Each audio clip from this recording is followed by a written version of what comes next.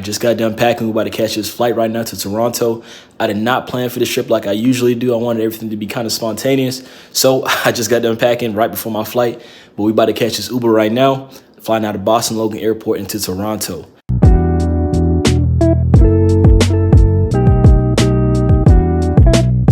All right, about to board my flight here to Toronto in another 15 minutes.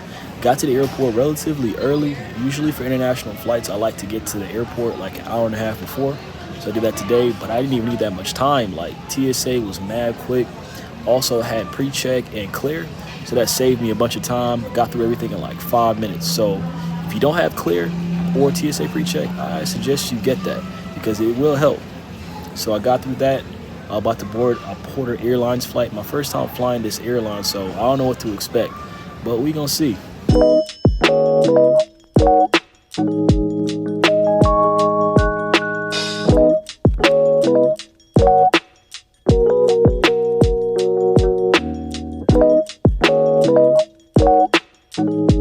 All right, so I just got to my hotel. The flight was pretty smooth.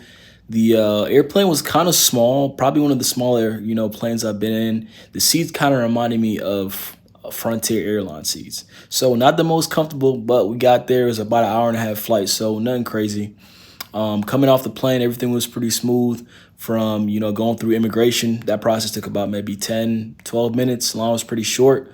Got my bags and was good to go. All right, so I'm staying at the Delta Hotels by Marriott, but not the one in downtown Toronto. I'm staying at the one in Mississauga because I waited way too long to actually book my travel, and the price for the hotels downtown was like $400 a night, and I wasn't trying to spend that. So I got the one that was a bit further from the city, so it's a long drive or train or whatever to get to the downtown and all the stuff going on, but it is what it is. And they actually upgraded your boy, so that's what's up. I'm a Marriott member, so I highly suggest for anyone that travels often, become like some type of rewards member of a hotel, whether it's Marriott, Hilton, or whatever, and get them points. Sometimes they upgrade you for free. They upgraded me to the king room with a little bit of view. Nothing crazy. Y'all can probably see it right here. Hold on, I'm going to show it to y'all.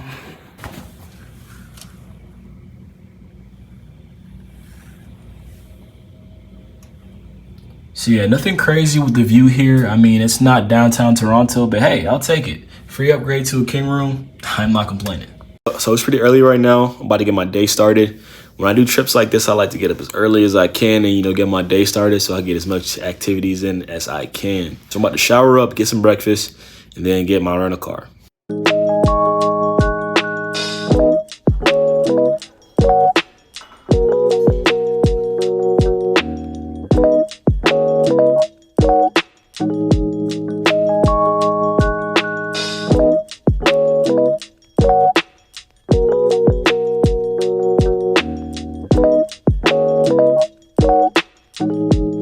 So apparently I had to cross the border to go over into the parking lot for the Niagara Falls State Park.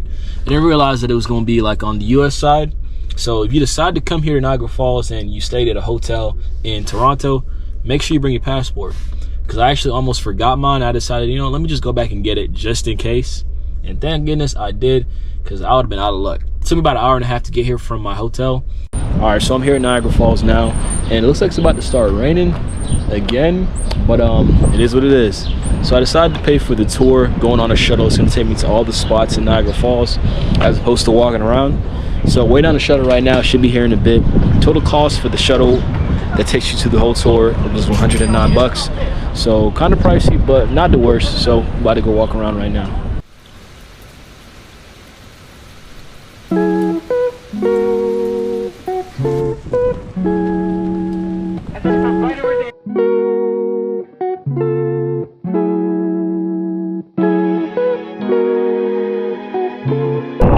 I'm getting sprayed with a hose right now.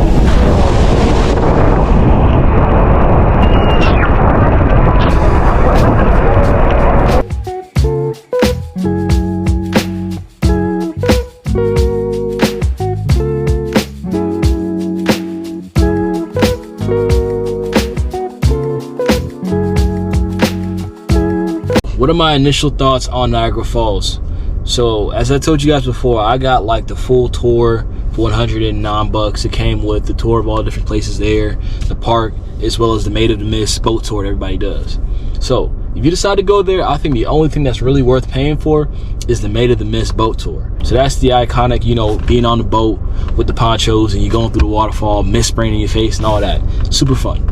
I could have done just that and it would have been like maybe $35 US, but I decided to pay for everything together. And to be honest, I didn't really need to. I could have done all that without the tour guide. I really could have just walked around by myself and saved myself like $75. But you know, it is what it is. You live and you learn. So if you decide to go, like I said, just pay for the Made of the Mist boat tour and walk around by yourself. You don't need to pay for a tour guide.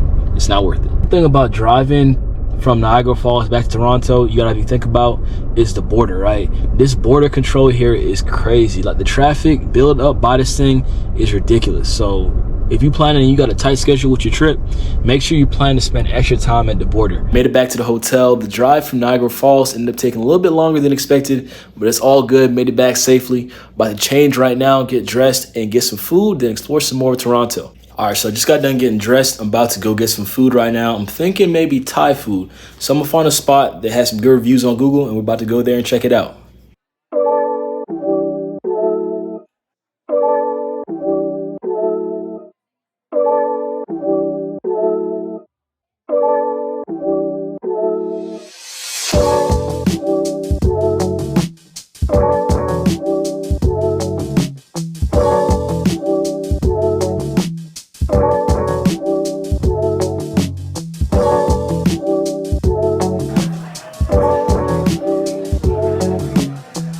All right, it's morning time now. It's my last full day in Toronto. So I had a pretty late night yesterday. I finished it off by getting dinner at this Thai spot called Pai.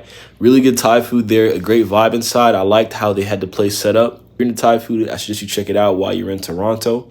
And after that, I went to Crybaby Gallery. That's kind of like a speakeasy type place in which it had an art gallery in the front. In the back, it had the bar.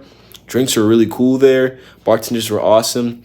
Now I'm about to change, get dressed, and get started on my last full day in Toronto. Got a bunch of activities planned. Let's get it.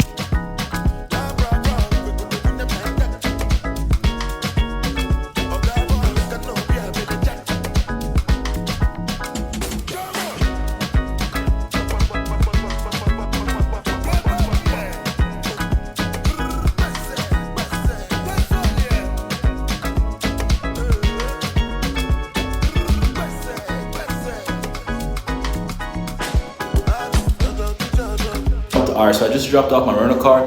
I decided I'm gonna be taking the train and public transportation instead of driving because the traffic here is terrible. Like I'm talking about, I was in traffic for like an hour and a half.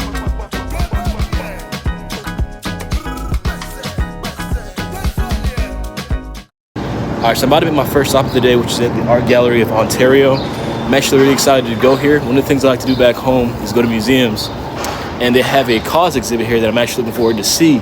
So I'm about to go in right now.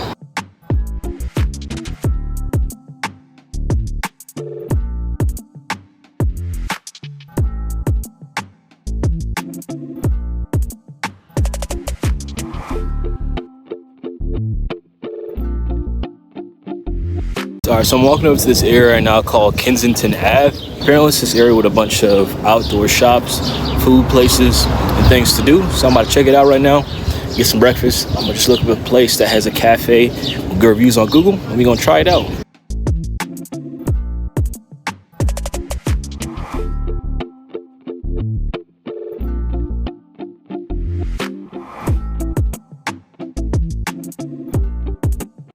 All right, so now I'm at Graffiti Alley, and it's literally what the name says. It's an alley full of graffiti. A lot of cool art here on the wall, so I'm about to get some pics.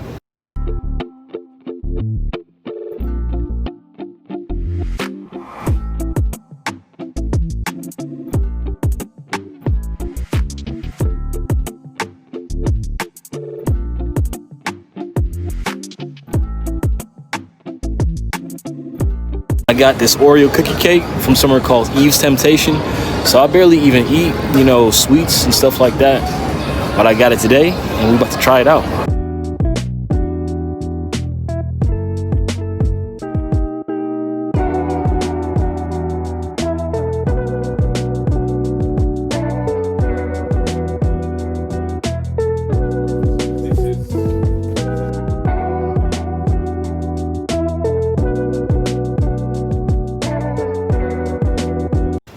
All right, so this is my last morning in Toronto. I'm actually flying out today, flying out of Billy Bishop. So it's the airport that's closer to downtown Toronto. Like I told you guys, I was staying in Mississauga, so I decided to get to the airport pretty early because I wanted to beat any traffic. But it turns out there was no traffic at all. It only took me 20 minutes to get here, and the airport doesn't even open until 5 a.m. So I'm waiting outside right now to get in the airport. It's 4:45 a.m. My flight isn't leaving until about 7 o'clock. All right, so I came to Toronto with not much of like a plan of where I wanted to go. I kind of was figuring stuff out on the fly, which is a cool experience. I highly suggest, if you're a solo traveler, take a trip that you don't do too much planning. Maybe have a loose plan, of course, get your hotel, things like that. And then kind of just live in the moment. And that's what I did for this trip. I was truly just living in the moment. And one of the luxuries of solo traveling is the ability to live in the moment and just do things as you please, right? Because you don't got to worry about nobody else's schedule. You know what I'm saying? Somebody doesn't want to eat this, they don't want to do that. You just do as you please. And it's a really fun experience, like talking to the locals, figuring out, okay, what's the best spots to go for food, for drinks, to have a good time. And you get to truly immerse yourself into a city and figure out. The one thing I will say, though, is if you're, not a social person, or you can be an introvert at times, which surprisingly, I can be an introvert at times, then, it can be a bit tough. But you got to be able to step outside of your shell and, talk to people. I would say traveling the world has gotten me to maybe really open up a bit more, because I can be introverted at times, even though I have an extroverted side to me. So, yeah, that's what I would say. Definitely take the time to talk to people and get to learn about a city when you travel to it. For your safety. Made it back to Boston Logan Airport. I'm about to catch an Uber back to my place. Hopefully you guys enjoyed the vlog. I'll see you on the next trip.